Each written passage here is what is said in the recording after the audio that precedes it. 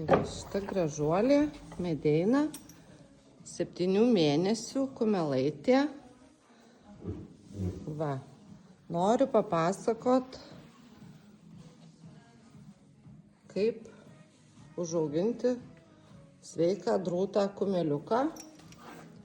Tai štai, tai medeina, matot, svarbiausia matyti kailis. Kailis blizga, arklidai 5 laipsniai. Nepasišiaušęs. Tai vat norint pamatyti kumeliukas, ar tikrai viskas jam gerai ir nieko netrūksta, turi kailis parodo viską.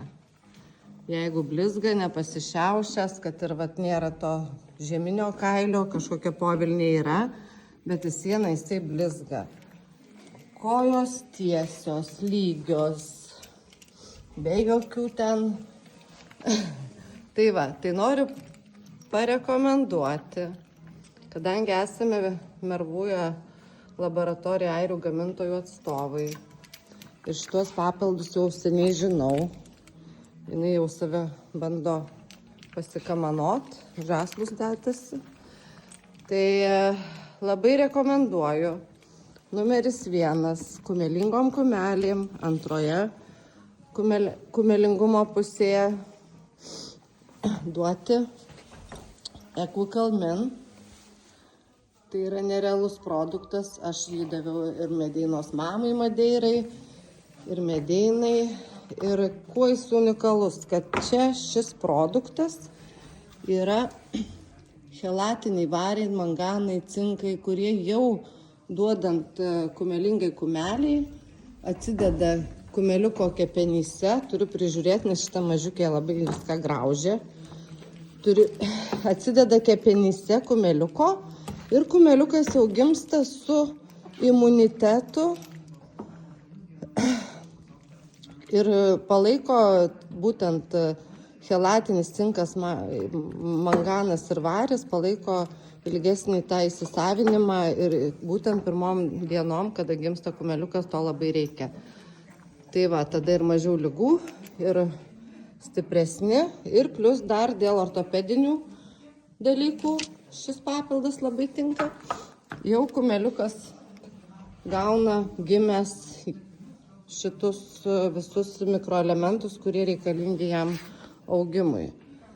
Tada sekantis žingsnis, šitą patį produktą, Equikalminą, duoti kumeliukui jau atjunkytum, va dabar, va kaip medeinai 7 mėnesiai, jinai jau dabar gauna, tai va mėnesį laiko paduot ir viskas. Ir tuo užsibaigia, kadangi organizmas auga, kaulai turi stiprėti, viskas sausgyslės, viskas tempiasi, tai prašau užeiti į papildaižirgams.lt elektroninę parduotuvę, baigė suvalgyti. Ir pasiskaityti, nes tikrai šį produktą labai rekomenduoju ir kumelingoms kumelėms ypatingai antroji kumelingumo pusėje suduoti tą kibiriuką. Tai tada ir priešpienis geras būna, ir pieno turi. Va, kaip medeinos mama tikrai pieno labai daug turėjo. Ir dar noriu pridurti dėl kumeliukų. Dažnai matau pilvai nukarę būna. Tai žinokit, jeigu pas kumeliuką pilvas yra, tai nebūtinai dėl kirmėlių. Aišku, reikia būtinai nukirminti, bet gali būti ir dėl to, kad trūksta kažkokių mikroelementų ir neužtenka vien tik tai koncentrato paduoti.